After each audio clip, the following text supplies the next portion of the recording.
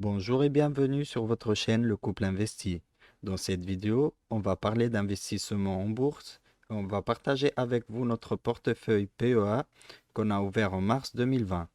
Je ferai les détails de notre PEA à chaque fin de mois et ainsi, cette série sera une série de vidéos mensuelles, si cela vous intéresse bien évidemment.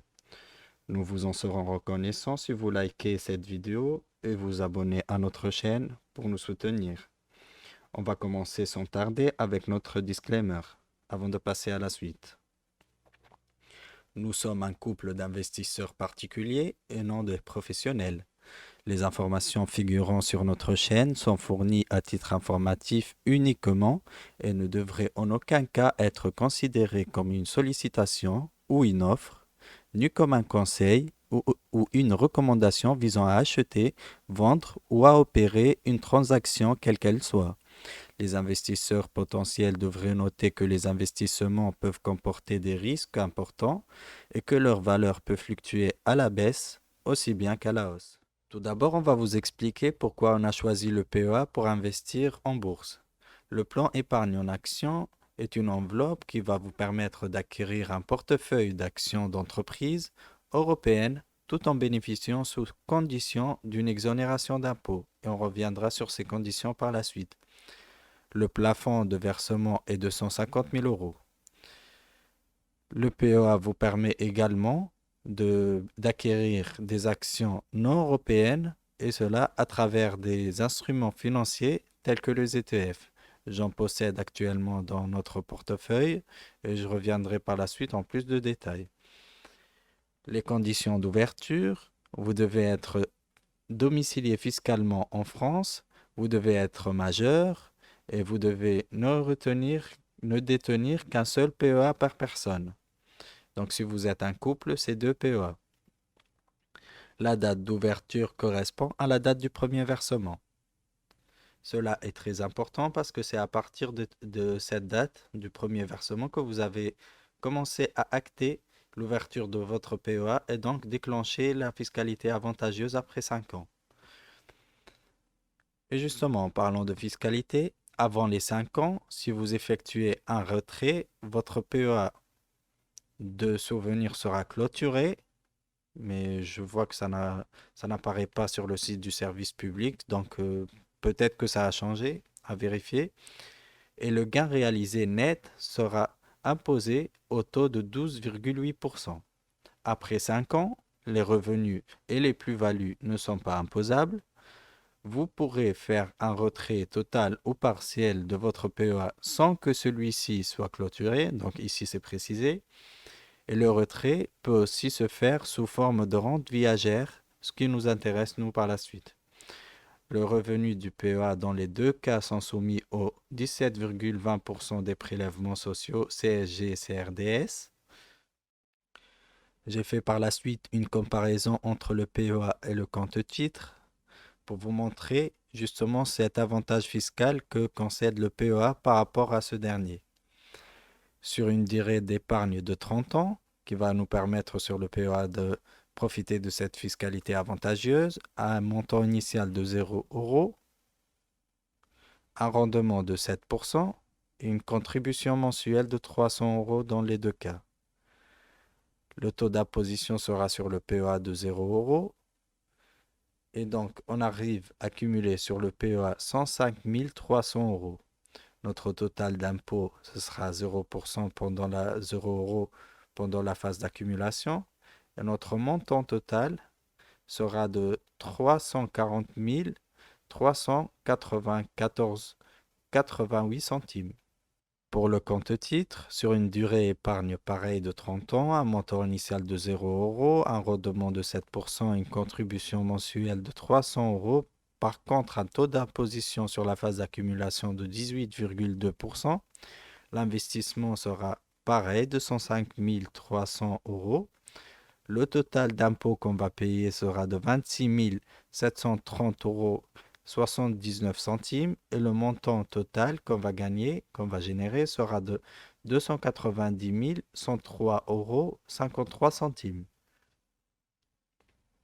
Donc vous remarquez déjà une grande différence entre le montant total dans un PEA et le montant total gagné dans un compte titre. On va parler maintenant de la sortie en rente et donc notre objectif final, une fois qu'on a capitalisé le montant de 340 000 euros simulé dans le diapo précédent. Donc, à partir d'un capital constitutif de 340 000 euros, un épargnant percevra en 2050 une rente annuelle de 12 308 euros brut, avec 30 annuités garanties. La rente mensuelle sera donc de 1025,66 euros brut. Après le paiement des prélèvements sociaux CGS, CSG, CRDS, la rente mensuelle nette sera de 849,25 euros. À cela, il faudra ajouter des frais de virement sortant qui peuvent être d'ordre de 6 euros par virement chez Bourse Direct par exemple. À titre comparatif, je me suis procuré cet article chez Le Figaro qui mentionne que la retraite moyenne de la CNAV, donc la Caisse nationale d'assurance vieillesse, est de près de 690 euros brut par mois. Donc brut, après cela, il faudra payer la CSG, CRDS aussi. Si on reprend ici, l'article mentionne que âgés de 74 ans en moyenne, ils perçoivent hors retraite complémentaire et avant prélèvements sociaux une pension de montant moyen brut de 689 euros pour les retraités du droit direct, c'est-à-dire acquis en contrepartie de l'activité professionnelle et donc des cotisations versées. On remarque que la somme brute ici est comparable à la somme nette qu'on va recevoir. Par contre, l'écart par rapport à la somme brute, donc on compare ce qui est comparable, est énorme. Donc pour vous présenter le portefeuille, on a choisi de présenter notre fichier Google Sheets. Le principe est simple, c'est qu'on doit insérer ici les tickers de chaque instrument financier et par la suite, le fichier Google Sheets va utiliser les fonctionnalités Google Finance pour nous afficher les informations qu'on souhaite. Je ferai une autre vidéo pour expliquer comment créer votre propre fichier. Pour que cette vidéo soit la plus courte possible, on a décidé de juste montrer nos titres qu'on possède et puis le poids dans le portefeuille ainsi que l'évolution du portefeuille au moment où je tourne cette vidéo, c'est-à-dire le 31 mars 2021. Donc, on présente vite fait le tableau. Ici, on a le ticker. Ici, on a le ticker, c'est le code qui va permettre de présenter notre instrument financier. Ici, on a le pays, la devise, le type, soit ETF, soit une large cap, small cap ou mid cap. La stratégie, soit croissance, soit mixte, soit value. La capitalisation boursière, le price earning ratio, le plus bas sur les 52 semaines, plus haut sur les 52 semaines, le volume, le nombre de parts que je possède, le prix de revient unitaire, le prix du marché, la valeur PRU. Donc la valeur PRU, c'est le PRU fois le nombre de parts, et la valeur du marché, c'est le prix du marché fois le nombre des parts. Ici, le montant du gain ou de la perte, le dividende reçu, le rendement incluant le dividende, le rendement dividende sur cours et le rendement dividende sur coût, donc sur coût d'achat. Le poids de l'instrument dans mon portefeuille, le secteur, les titres, le montant investi, le montant global actuel, les plus ou les moins-values latentes, la rentabilité du portefeuille cumulé et le rendement des dividendes sur coût et sur cours. On va commencer par ma première partie d'investissement. J'investis en ETF. Donc, le premier ETF, c'est le Lyxor Core au Stoxx 300. C'est un ETF investi en Europe et il présente 3,42% de mon portefeuille. Les liquidités au sein de mon portefeuille présentent 5,15%. L'ETF Lyxor PEA Nasdaq 100 présente 9,46%. Lyxor MSCI EMU Small Caps investi en Europe dans les Small Caps européennes présente 5,72%. L'ETF Amundi ETF PEA S&P 500 investi aux États-Unis présente 13,19% et c'est l'ETF majoritaire de mon portefeuille PEA. Je vous, je vous expliquerai dans une autre vidéo comment les ETF font pour investir dans des sociétés non européennes et les inclure au sein d'un PEA. L'Amundi ETF PEA MSCI Emerging Asia représente 5,17% de mon portefeuille. L'ETF Amundi ETF PEA MSCI Emerging Markets représente 7,15% de mon portefeuille. L'entreprise Danone, donc une large cap, présente 3,85%. Jacques Bogart présente 0,78%. Groupe Guillain présente 0,43%. Bassac présente 0,91%. Katana Group présente 1,70%. Delta Plus présente 1,24%. Total SE présente 4,58%. GTT Gaz Transport et Technigaz représente 6,71%. Euro-Ressources représente 1,03%. Air Liquide présente 4,58%. Sword Group représente 1,89%. Wavestone 0,57%. Sanofi 5,54%. Pharmagest Interactive représente 1,57%. Vetoquinol représente 3,24%. Legrand représente 1,3%. Thermador Group représente 1,39%. Nakon Sazu représente 1,20%. Xylam Animation représente 0,78%. Euronext 5,65%. Et DES Group représente 1,82%. Le montant que j'ai investi depuis la création de ce portefeuille est de 5 400 euros et le montant global actuel est de 6 084,52 €, ce qui nous fait une plus-value latente de 684,52 € et une rentabilité du portefeuille incluant les liquidités de 12,68%.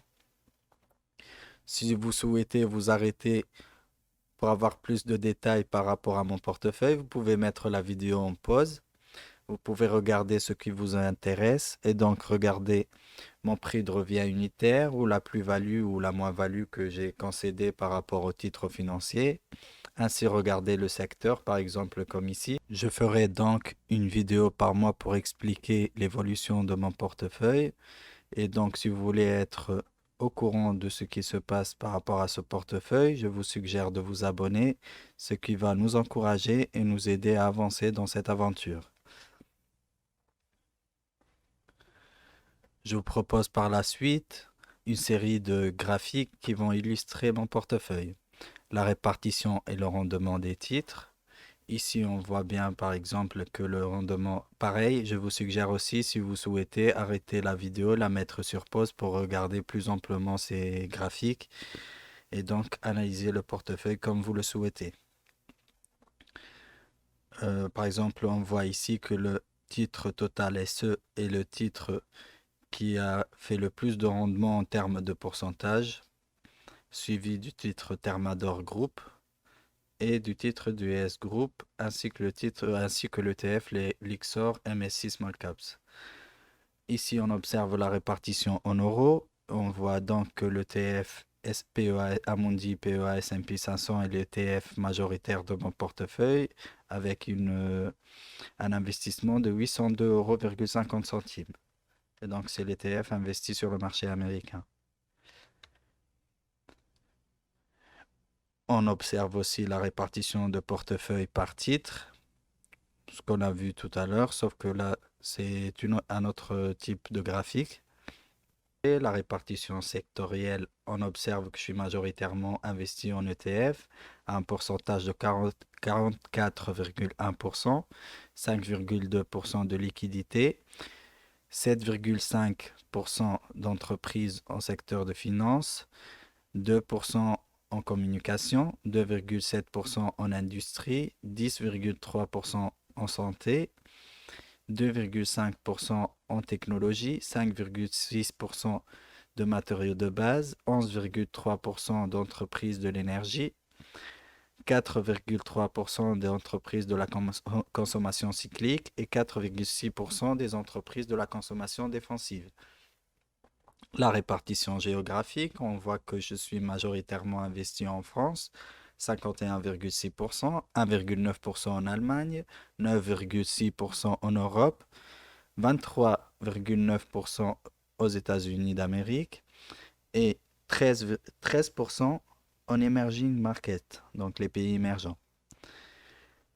La répartition par capitalisation, on remarque que je suis investi à 46,5% en ETF. La différence ici s'explique par l'absence de liquidité dans ce graphique. Je suis investi à 14,9% en mid cap, 17,6% en small cap et 20,9% en large cap.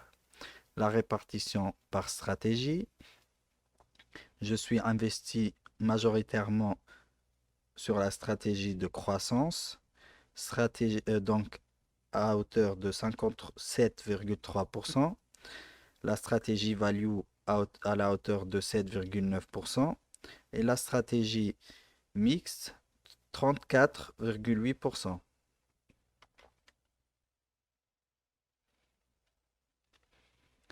Ici, j'ai fait un petit tableau avec la répartition souhaitée et la répartition actuelle.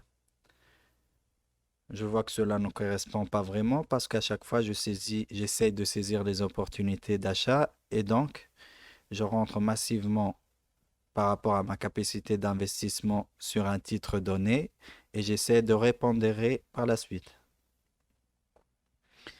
La répartition d'actifs souhaités par rapport à la stratégie, on remarque que je souhaite être investi sur des entreprises de croissance à la hauteur de 50% et donc je suis pas loin à 48,5%, value 25% et ici je vois que je suis sous-investi, donc 7,8% et mixte, je suis investi à hauteur de 43,6% alors que je souhaite être investi à la hauteur de 25%. Je vais vous détailler l'évolution du portefeuille depuis sa création, donc en mars 2020. On a commencé avec un versement de 212 euros pour arriver à une somme de 5400 euros d'investissement. Donc sur une année, 5400 euros d'investissement en bourse. Mes versements ont varié à la hausse comme à la baisse selon les mois. Et ce qu'on remarque ici, c'est que le rendement a toujours été positif. Par contre, il a oscillé entre 2,70% et 12,62%. Je vous rappelle quand on souhaite obtenir un rendement moyen de 7%, donc on voit qu'on dépasse largement ce rendement. Maintenant, il faut être conscient qu'il y aura des moments où le portefeuille va chuter, mais il faut plutôt le voir comme une opportunité pour surpondérer ou ajouter des titres ou saisir d'autres opportunités. Ici, on va regarder le tableau précédent à travers des graphiques et donc on voit l'évolution de mes plus ou moins values latentes, l'évolution de la valeur totale, on voit que tout ça est croissant. Ici, on voit l'évolution du rendement, on voit que ça oscille entre 2,70% et 12,61% si je ne me trompe pas. On voit aussi que mes versements n'ont pas été réguliers, mais j'ai essayé toujours à investir à la hauteur de 300 euros en moyenne. Un petit peu plus parfois, un petit peu moins d'autres fois. Voilà mes amis, cette vidéo est terminée. J'espère que vous l'avez aimée. Je répète que je vais faire une vidéo par mois pour vous détailler l'évolution de ce portefeuille. Si vous avez apprécié cette vidéo, j'espère bien que vous allez l'aimer, la liker et puis vous abonner pour nous encourager à continuer et à vous partager l'évolution de notre projet au fur et à mesure. Je vous remercie pour votre attention et je vous dis à la prochaine.